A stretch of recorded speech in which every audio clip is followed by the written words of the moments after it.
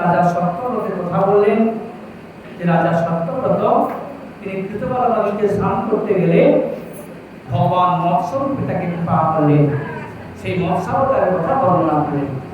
এরপরে বলছেন,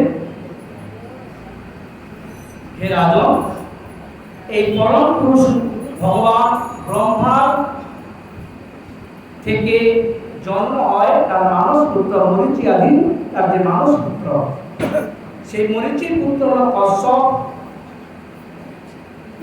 এই কশ্যপ অদিতি গর্ভে জন্ম নেয় বিবস্বান, তার স্ত্রী হল সংজ্ঞা। এই সংজ্ঞা গর্ভে তার শ্রাদ্ধদেবের গর্ভে মনু আদি তার 10টি পুত্র, ইক্ষ্বাকু আদি 10টি পুত্র জন্ম হয়। এই ইক্ষ্বাকু, স্বরজাতি আদি এবং সর্বশেষ হচ্ছে নভ, ছোট পুত্র। তার মধ্যে এই শ্রাদ্ধদেবের মনুর যে 10 পুত্র অদ্ভুত চরিত্র, যা বর্ণনা করে শেষ করা যাবে না।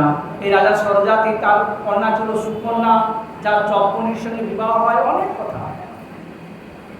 কিন্তু এদের কথা ইক্ষ্বাকু রাজা বা স্বরজাতির চরিত্র যদি শোনা যায় তাহলে রাত্রি সারা রাত চলে যাবে, এত বিশাল চরিত্র। কিন্তু এই 10 পুত্রের মধ্যে ছোট পুত্র ছিল নভগ। নভগের পুত্র হল নাভাগ, নাভাগের পুত্র হল মহারাজ অম্বরীশ। এই অম্বরীশের চরিত্রের কথা এখন শুনতে বসে একবার বর্ণনা করছেন। এই অম্বরীশের পিতা নাভাগ ছিল খুব সরল প্রাণ, এতটাই সরল, নভগের কয়েকটি সন্তান, ছোট ছিল নাভাগ।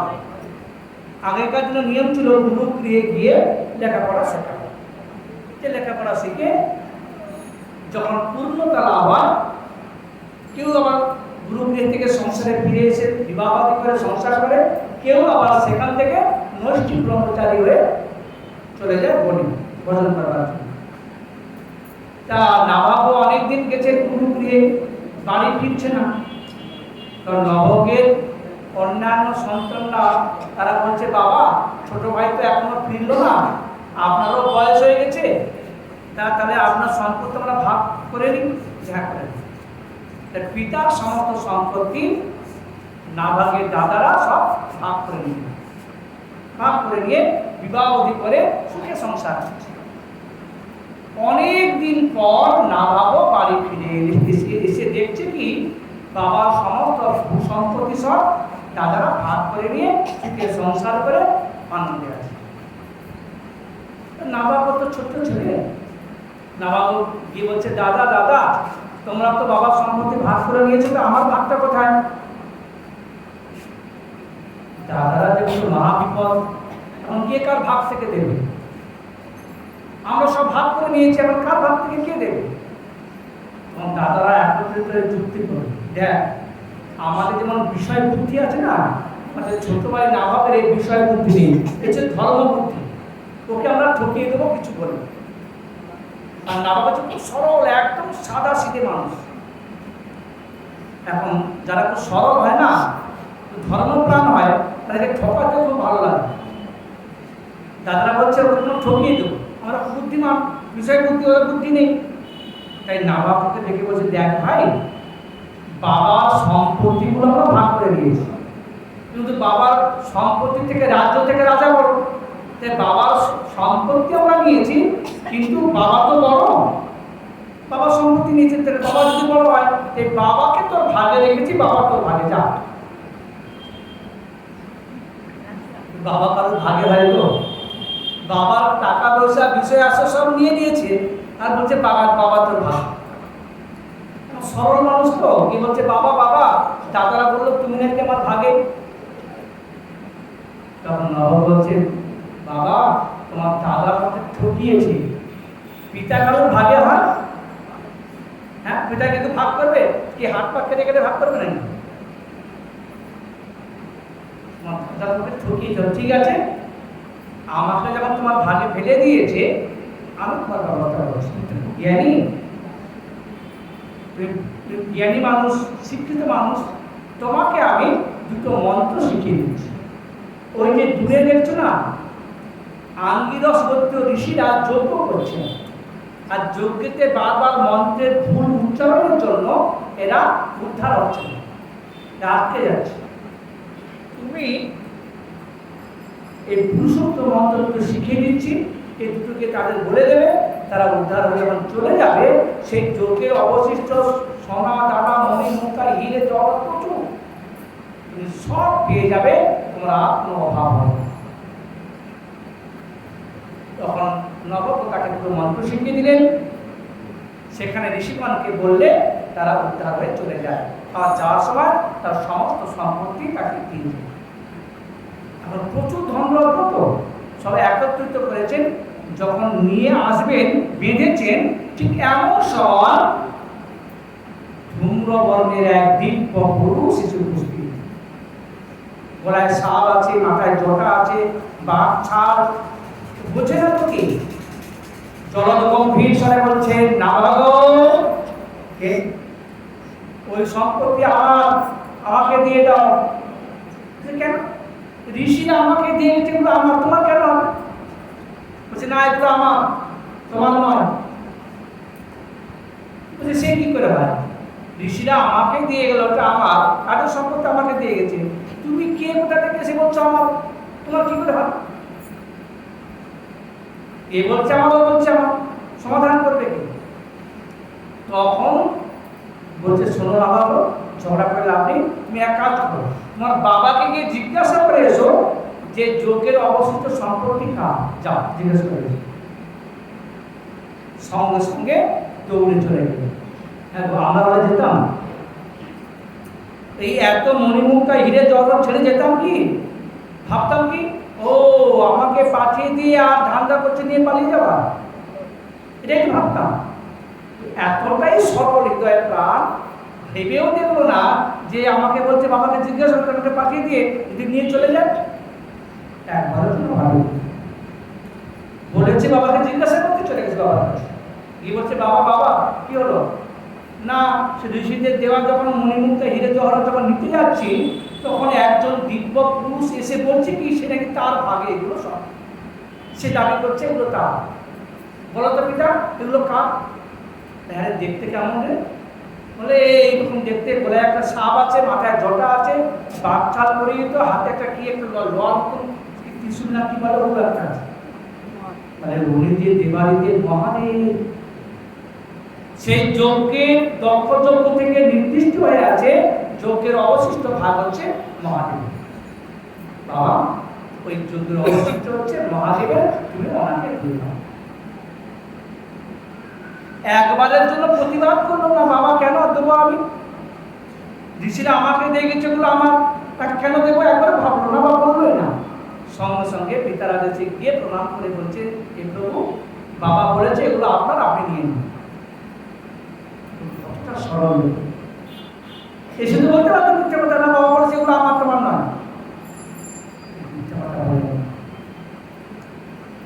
মহাদেব নাভাগের এতাদৃশ সরলতা দেখে তাকে বলছে, বাবা এই জগতে অর্থে লোভ কেউ সামলাতে পারে না, এই এতাদৃশ অর্থের লোভ কেউ সামলাতে পারে না, একটু 1 টাকাই সামলাতে পারে না, আর এত হিরে জহরত মণিমুক্তা। তুমিও মিথ্যা কথা বলবে, তোমার বাবাও মিথ্যা কথা বলেন। তোমার বাবা বলতে পারতো না, ঋষিরা যখন দিয়ে গেছে তোমাকে তুমি নাও, যে যা বলে করতে দেখার দরকার নেই, শোনার দরকার নেই। পিতা মিথ্যা কথা বলেনি, আর তোমার বাবা সত্য কথা বলেছে, তুমি এসব আমাকে মিথ্যা কথা বলতে পারতে, তুমিও মিথ্যা কথা বলবে। তোমার এই সততার জন্য আমি তোমাকে সমস্ত বিষয় সম্পর্কিত দিলামই, এবং আমি তোমাকে ব্রহ্ম জ্ঞান দান করলাম। মহাদেব সেই নাভাগকে ব্রহ্ম জ্ঞান দান করলেন, সেই ব্রহ্ম জ্ঞানের শিরোমণি হলেন নাভাগ। জয় জয় দেবাদিদেব মহাদেব কি জয়, ভগবান কি জয়। সেই নাভাগ পুত্র হলো মহারাজ অম্বরীশ, বিশাল সম্পত্তির অধিকারী, সকল পৃথিবীর রাজা। এই অম্বরীশ তিনি রাজা হয়েও তার অনেক স্ত্রী ছিল, কিন্তু কায় মনোভাবকে নিরন্তর গোবিন্দ সেবা করতেন, গোবিন্দ ভজন করতেন, সর্বেন্দ্রের তার স্ত্রীগণ এসে যদি বলতো, হ্যাঁ গো স্বামী তুমি একাই বাসন মাজছো, ফুল তুলছো, একাই মালা গাচ্ছ, গোবিন্দ সেবা করছো, ঘর মুছছো, তা আমরা একটু তোমার সেবার সাহায্য করি, বাসনটা বেজে দিই, ঘরটা মুছে দিই, বা ফুলটা তুলে এনে দিই। বলছে না না, সেবার কাজ কারোর ভাগ দেওয়া যাবে না, আমার সেবা আমি করি। তোমার যদি সেবা করতে ইচ্ছা হয় তুমি আলাদা মন্দির করে সেবা করো, কিন্তু সেবার কাজ কাউকে ভাগ দেবে কি আবশ্যক? আমাদের কি মনে হয় বাবা একা একা কি এই ঠাকুর ঘর মোছা, বাসন মাজা, রান্না করা, ঠাকুর সেবা, মালা গাঁথা, ফুল তোলা একা সম্ভব? কেউ যদি সাহায্য করে খুব ভালো হয়। এগুলো হচ্ছে আলস্যতা, সেবার পথে অবহেলা। সেবা কাকে বলে? একনিষ্ঠতা। আজ সেবার ভাগ কাউকে দেব না আমি, তোমাদের সেবা করতে, তোমরা মন্দির করো, সেবা করো। দেখুন রাজা হয়েও তিনি নিজে হাতে সমস্ত কিছু করেন, এক হাতে বাসন মাজতেন, রান্না করতেন, ঠাকুরের ভোগ লাগাতেন, মন্দির মার্জন করতেন, ফুল তুলতেন, মালা গাঁথতেন, পড়াতেন, সেবা করতেন, সব কিছু। রাজ্য শাসন করতে পারবেন, ওর মধ্যে রাজ্য শাসন করতে।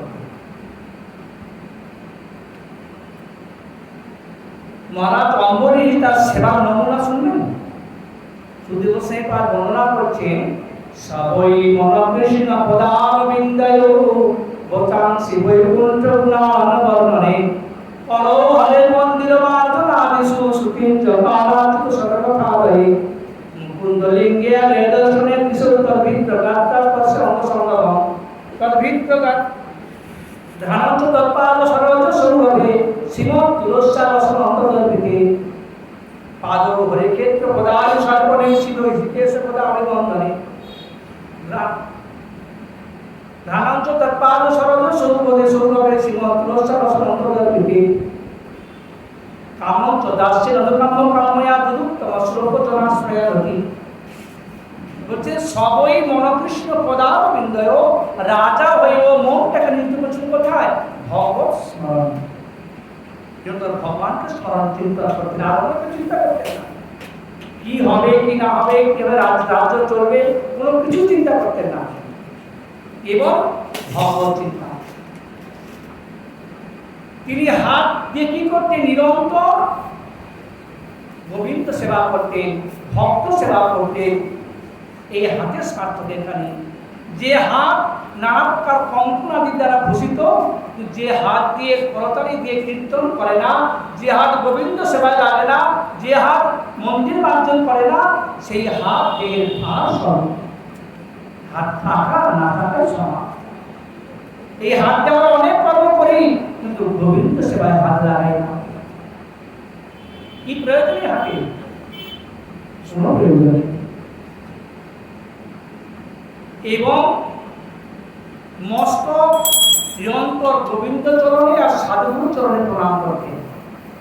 চোখ গুলি সাধু দর্শনে, ভগবত দর্শন সাধু দর্শন, মুকুন্দ লিঙ্গে দর্শনে। এখন এই প্রতিটি ইন্দ্রিয় গোবিন্দ সেবা যুক্ত করলে, শেষে বলছে ঘানন্ত তোর পাদ সরচ সৌরভে শ্রীমৎ সরসন্ত। আপনার নাসিকা তিনি তুলসীর আভা নিতেন, কোনো সুগন্ধি সেন্ট নিতেন। আমরা দেহ মার্জন করে সাবান দিয়ে কত কিছু দিই, দেহ সুগন্ধি সেন্টও দিই, এর কোনো মূল্য নেই। এই যে সম দম আদি যে কথা বলা আছে, দম মানে সম মানে হচ্ছে বহির ইন্দ্রিয়, দম আছে অন্তর ইন্দ্রিয়। এই অন্তর ইন্দ্রিয় যদি শুদ্ধ না হয়, পরিষ্কার না হয়, বাইরের ইন্দ্রিয় পরিষ্কার করে কি হবে?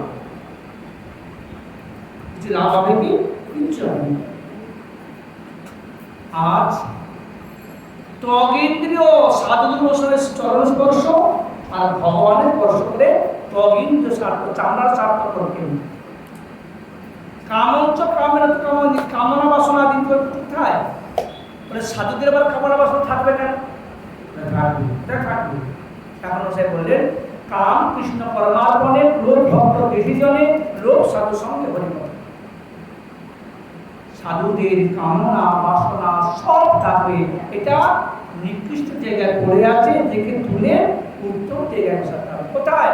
যে কাম কৃষ্ণ পরমাত্মনে, ভগবত সেবাতে তোমাকে নিযুক্ত করতে হবে। দিন তো চলে গেল, আজ তোমার ভগবত সেবা হলো না, আমার গোবিন্দ সেবা হলো না, মারাত্মক কথা হলো না। এই যে কামনা থাকে, ক্রোধ ভক্ত দেশি জনে, যারা ভক্ত বিদ্বেষী ক্রোধ থাকবে, তুমি অন্যায় করবে, তুমি চুপচাপ থাকবে, তবে এই এত রাত কিসের জন্য না? ক্রোধ হবে। অন্যায় দেখলে তুমি ক্রোধ করবে। আর লোক সাধু সঙ্গে হরিকথা, লোক থাকে কোথায়? সাধু সঙ্গে হরিকথা। ভালো ভালো খাবার জন্য নয়, অর্থের জন্য নয়, সাধু সঙ্গে হরিকথা। আর তোমার দিন চলে গেল, আর তো গল্পের কথা স্মরণ হলো না, আর তোমার দিনটা ব্যর্থ হয়ে গেল। সবই থাকবে, এটা উত্তম। অম্বরীশ মহারাজ এইভাবে সর্বেন্দ্রের দ্বারা ভগবানের সেবা করছিলেন। ভগবান তার প্রতি প্রসন্ন হয়ে সুদর্শন করে, সুদর্শন যাও তুমি অবরক্ষ থেকে আমার প্রিয় ভক্ত অম্বরীশকে রক্ষা করো।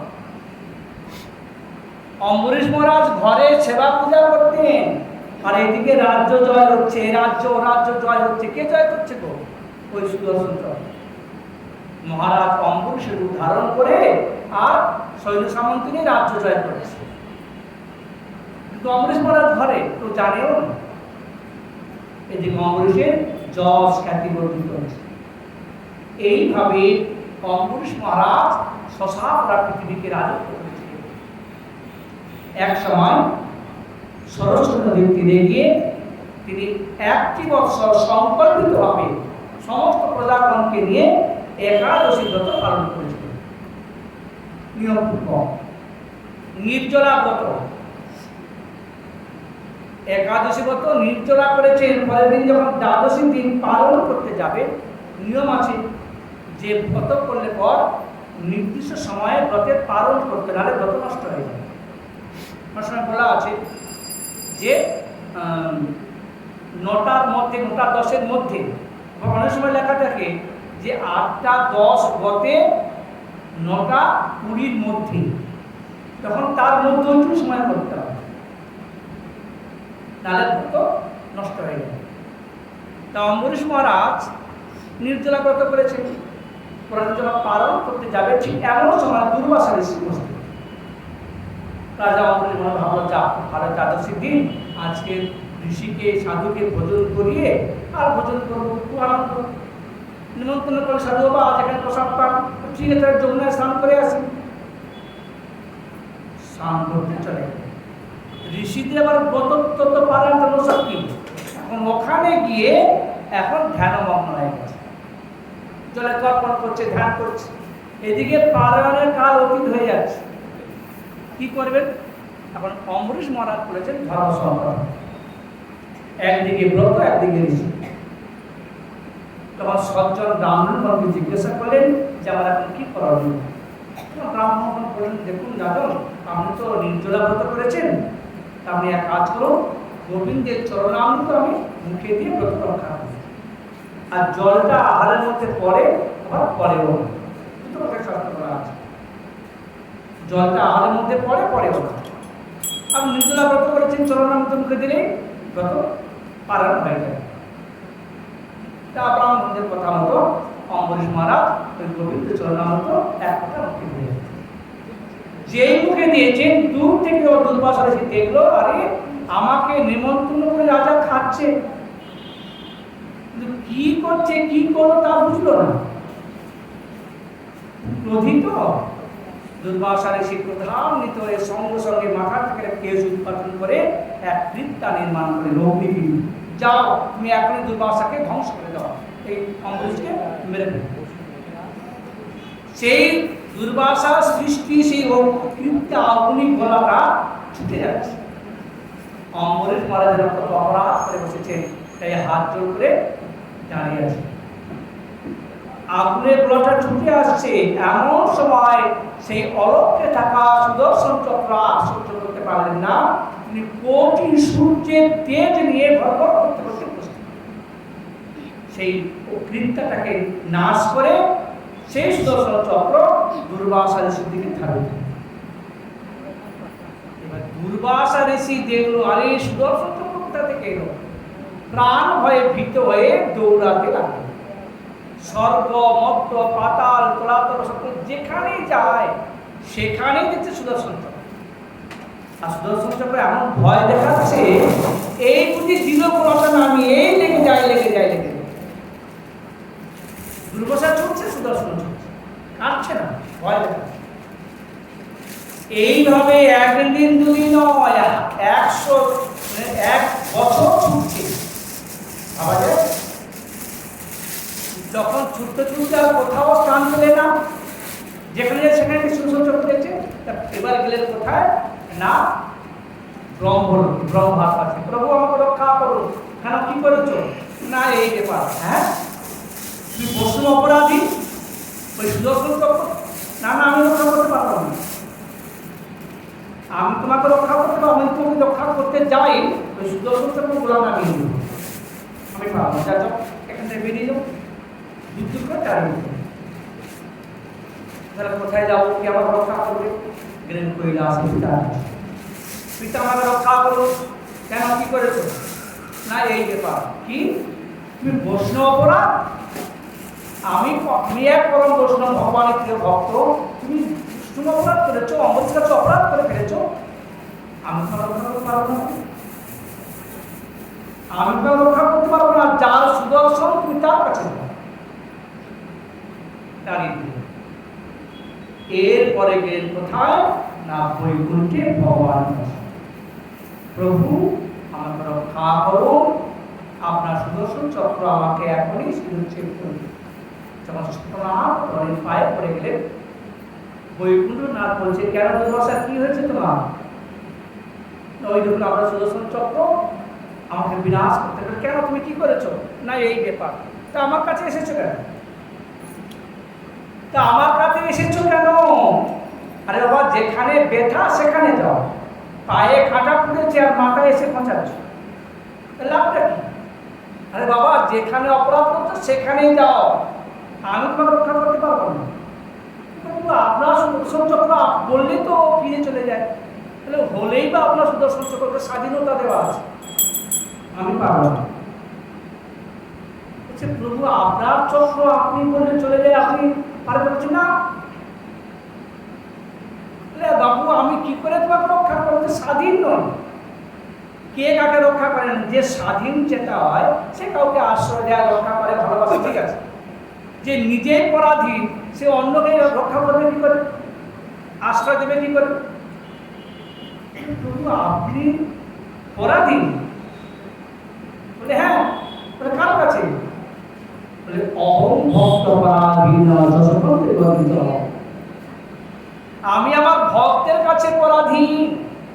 ভক্ত আমাকে যেমন নাচায় আমি তেমন নাচি, যেমন চালায় আমি তেমন চলি।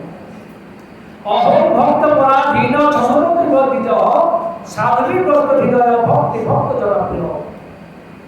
অতএব আমি ভক্ত ছাড়া আমি যেমন কিছু জানি না, আর আমার ভক্ত না ছাড়া কিছু জানি না। ভক্ত মর্মিতা মাতা ভক্ত মাতা বসা আমি স্বাধীন নই যে আমি তোমাকে রক্ষা করবো। আচ্ছা বলো দুর্বাসা, যে যারো দ্বারা পুত্রাপ্ত প্রাণাবৃত্ত নিরন্তরম, যে স্ত্রী পুত্র আত্মীয় স্বজন বিষয় বৈভব সমস্ত আমার চরণে সমর্পণ করে দিয়েছে, যে আমার ওই আজ জানে না, বলো সে আমার প্রিয় না তুমি আমার প্রিয়? বলো কাকে রক্ষা করবো? আচ্ছা দুর্বাসা, যখন তুমি অম্বরীশকে মারার জন্য কৃত্যা নির্মাণ করলে, তখন অম্বরীশ কি করেছিল? না হাত জোট করে দাঁড়িয়েছিল। বলে কেন? না প্রভু ও আপনাকে স্মরণ করে দাঁড়িয়েছিল। আচ্ছা বেশ কথা। যখন সুদর্শন চক্র যখন ধাবিত হলো, তুমি কি করলে? তুমি কি আমাকে শরণাপন্ন হতে পেরেছিলে? যে প্রভু আমাকে রক্ষা করার অপরাধ করেছিল? পারোনি তো। তাহলে তুমি তোমার ক্ষমতা দেখিয়েছ, তুমি তোমার ক্ষমতা দেখিয়েছ। দেখো, তপ বিদ্যা বিপ্রাণা নিঃশেষ করবে। তপস্যা বলো, বিদ্যা বলো, সবটাই হচ্ছে জগৎ হিতার্থী, জগৎ কল্যাণ, নিজেরও কল্যাণ।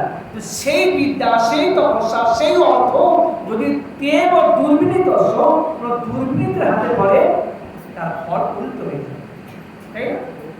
ধরুন এই গ্রামের বা এই শহরে কোনো ভালো ব্যক্তিকে আমরা সবাই ভালোবাসে, তাকে একটা নেতা করে দিয়েছে যে এর দ্বারা আমাদের কাজকর্ম ভালো হবে। সে যখন ক্ষমতা পেয়ে গেল, তখন ক্ষমতার অপব্যবহার করতে শুরু করে। ক্ষমতা বলে তখন আপনারা বলছেন জানি যাকে বসালাম ওতে আমাদের কাজকর্ম করবে, ভালো করবে, আমাদের সে ক্ষমতা অপব্যবহার করছে। তাহলে তদ্রূপ যদি কোনো অযোগ্য ব্যক্তির হাতে ক্ষমতা পড়ে, তার ফল উল্টো হয়ে যায়। দুর্বাসা, তুমি আমাকে শরণাপন্ন অথবা আমাকে ভরসা করতে পারোনি, তাহলে বলো কি আমার প্রিয়? আমি তোমাকে রক্ষা করবো না তাকে রক্ষা করবো?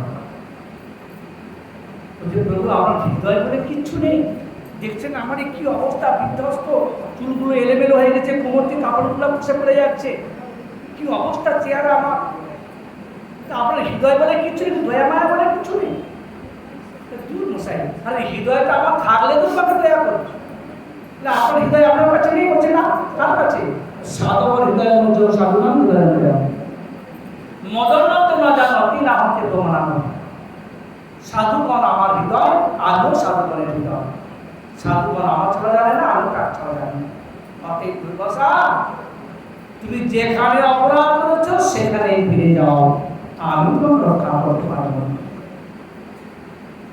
তাহলে অপরাধ যার কাছে তার কাছেই ফিরে যাও, নচেত নয়। 1 বছর পর সেই দুর্বাসা পুনরায় অম্বরীশের কাছে ফিরে গেল, যে ষষ্ঠাঙ্গ দণ্ডবোধ হয়ে পড়ে। আর এই 1 বছর পর জল পান করে অম্বরীশ দাঁড়িয়ে আছেন, যে ঋষি আসবেন তাকে ভোজন করিয়ে তিনি ভোজন করেন। অদ্ভুত নিষ্ঠাবান। আর দুর্বাসা ঋষি যখন চরণে পড়লেন, তখন অম্বরীশ সুদর্শনের স্তুতি করলেন, সুদর্শন চলে গেল। তখন দুর্বাসা ঋষি ও অনন্ত দাসানাম দৃষ্টমন্তমে, আজ আমি দেখলাম ভগবানের প্রিয় ভক্তের কি অদ্ভুত মহিমা। যাকে আমি মারতে গেলাম সে কিনা আমার প্রাণ ভিক্ষা করলেন সুদর্শনের কাছে। ধন্যবাদ। দেখুন, আর এই অম্বরীশ মহারাজ ঋষির অভিশাপ থেকে রক্ষা পেলেন কিসের জন্য? একমাত্র ভগবানের ভজন এবং একাদশীর ব্রত পালন। এই একাদশী ব্রত ভগবানের এতটাই প্রিয়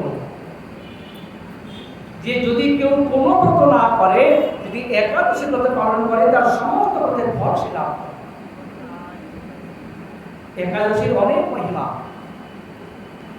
শুধু অম্বরীশ নয়, নন্দ বাবা সমস্ত প্রজা ব্রজবশীগণ তারা একাদশী ব্রত পালন করতেন। সচী মাতা, নবদ্বীপ বিহারী সবাই একাদশী ব্রত পালন করেছিলেন। অতএব একাদশী হল সব থেকে মহিমান্বিত ব্রত। যে একাদশী ব্রত করবে তারা কোনো ব্রত লাভ করবেন না। শাস্ত্রে বলা চরিত্র বিলাসে 8 থেকে 80 বছর পর্যন্ত প্রত্যেক মানব মাত্রে একাদশী ব্রত পালন করা উচিত। 80 বছর পর অসমর্থ হলে পরে যদি নাও করতে পারে তাতে কোনো দোষ নেই, কিন্তু 8 থেকে 80 বছর পর্যন্ত অবশ্যই পালন করবে। সেই অনেক কথা বর্ণনা করলেন। যদিও আমাদের আজ শ্রীকৃষ্ণের জন্ম এবং নন্দমোৎসব অনেক লীলা বাকি, এখন আমাদের কথা ছোট করতে হবে, কিছু করার নেই। এখন অম্বরীশ কৃপা করে অম্বরীশ চরিত্রটা বর্ণনা করলেন। জয় জয় অম্বরীশ মহারাজ কি জয়, ভগবান কি জয়, ভগবান কি জয়। এই বৈদসূত মর্ম তার এই পুত্র আদি বংশে এই বংশে জন্মগ্রহণ করে রাজা খট্টাঙ্গ, এবং এই খট্টাঙ্গের পুত্র দীর্ঘবাহু, দীর্ঘবাহু পুত্র রঘু, রঘুর পুত্র হল অজয়, এই অজয় পুত্র হল রাজা দশরথ। এই রাজা দশরথ তার 3 স্ত্রী, এই 3 স্ত্রীর কৌশল্যা, কৈকেয়ী, সুমিত্রা, ভগবান 4 অংশের জন্মগ্রহণ করেন। রামচন্দ্র, ভরত, লক্ষ্মণ আর শত্রুঘ্ন। এই রামচন্দ্র লীলা রামায়ণে বিস্তারিত বর্ণনা আছে। কেবল 3টি অধ্যায়ে সংক্ষিপ্তভাবে রামচন্দ্র লীলা সুখদেব বর্ণনা হয়েছে। এই ভগবান শ্রী রামচন্দ্রের আবির্ভাব, তার বাল্যলীলা এবং তার বিবাহ আদি লীলা এবং পিতৃবাক্য পালনের জন্য তিনি বনে গমন, 14 বছর বনবাস এবং সীতা হরণ, রাবণ সীতা হরণ করে নিয়ে যায়, তারপরে সীতা উদ্ধার, সবংশে রাবণকে নিধন। বিভীষণ রামচন্দ্রের পক্ষ হয়ে রামচন্দ্রকে যুদ্ধে সহযোগিতা করেছিলেন, উদ্ধার ছিলেন। তা বিভীষণ নিরন্তর বুদ্ধিমন্ত, যেই জন কৃষ্ণ বলে সে বড় চতুর বুদ্ধি। বিভীষণ নিরন্তর রাম রাম রাম রাম রাম জপ করত, তার ঘরে বাইরে সব রাম রাম লেখা আছে। তা রাক্ষসগণ গিয়ে রাজা রাবণকে জানাচ্ছে যে রাজন, আপনি রামচন্দ্র বিরোধী, ভগবানের নাম নেন না, কিন্তু আপনার ভাই তো নিরন্তর রাম নাম জপ করে, উঠতে বসতে ঘুমোতে শুতে সবসময় রাম রাম রাম, ঘরেও লেখা আছে বাইরেও লেখা আছে। তাই এই ডাকো, বিভীষণকে ডাকো। ডেকে দিয়েছি। বিভীষণ বলছে, দাদা ডেকেছো কেন? না তুমি নাকি আমার শত্রুর নাম করো। কই না, ওই যে সবাই বলছে। আমার শত্রুর নাম তো আমি করি না। তাহলে বলছে এরা, এই বলছে তুমি নাকি রাম নাম জপ করো। বলে হ্যাঁ আমি অনেক রাম জপ করি তো। কেমন তাহলে শত্রুর নাম নিচ্ছ না? বলে না। শোনো, তুমি তো বুদ্ধিমান রাজা লোক, শোনো বলি, আমি তোমার ওই শত্রু রামের জপ করি না। তাহলে আমি তোমারই নাম জপ করি। বলে কিরকম? শোনো, তোমার নাম কি? রাবণ। তাই তোমার এত বড় নাম তো আমি জপ করতে পারি না। তোমার আদ্যক্ষর নিয়েছি রাম, আর বৌদির নাম কি? মন্দোদরী। তা বৌদির আদ্যক্ষর নিয়েছি ম, তাহলে কি হলো? রা তোমার রা আর বৌদির ম রামু। তোমার তোমার দাদা তোমার আর বৌদির নামই আমি জপ করি, রাম রাম জপ করি। আমি তোমার ওই শত্রুর নাম নিই না, রাম আমাকে বক্ষ আনিয়ে। তাই তো আমি যেমন তো রাম রাম রাম রাম ও তাই। ঠিক আছে, বেশি করে তা এক সময় বিভীষণ যখন সীতাকে হরণ করলো, বিভীষণ বলছে, দাদা জগতে এত সুন্দরী সুন্দরী রমণী থাকতে তুমি সীতার মধ্যে কি এমন দেখলে যে সীতাকে হরণ করে নিয়ে এলে? কেন, কি আছে সীতার মধ্যে? কত ভালো ভালো রমণী আছে জগৎ। তখন দুই ভাই গোপনে কথা হচ্ছে। রাবণ বলছে, ভাই দেখ, আমার ভূমিটাকে তো উদ্ধার করতে হবে, আমার বংশটাকে তো উদ্ধার করতে হবে। কাউকে আশ্রয় না করলে উদ্ধার পাবো কি করে? জগৎ জননী সীতা ঠাকুরানীকে আশ্রয় করেছি, আর সীতা আশ্রয় করে প্রভু রামচন্দ্র আমার কাছে আসবেন আর সহজে আমাকে উদ্ধার করবেন। তাই সীতাকে আশ্রয় নিয়েছে আমি আমার বংশকে উদ্ধার করবার জন্য, আর কোন কারণেই নয়। দুই ভাই গোপন করে সেই সীতাকে উপলব্ধ করে সমস্ত রাবণকে নিধন করে পুনরায় আবার রাজ্যে ফিরে গেলেন। রামচন্দ্র রাজ্যাভিষেক পরে পুনরায় আবার সীতার বনবাস, লবকুশের জন্ম, পুনরায় সতীর পাতালে প্রবেশ।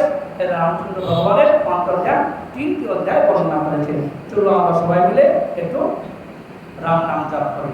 জয় রাম শ্রী রাম, জয় জয় রাম, জয় রাম শ্রী রাম, জয় জয় রাম, জয় রাম শ্রী রাম, জয় জয় রাম, জয় রাম শ্রী রাম, জয় জয় রাম, জয় রাম শ্রী রাম, জয় জয় রাম, জয় রাম শ্রী রাম, জয় জয় রাম, জয় রাম শ্রী রাম, জয় জয় রাম, জয়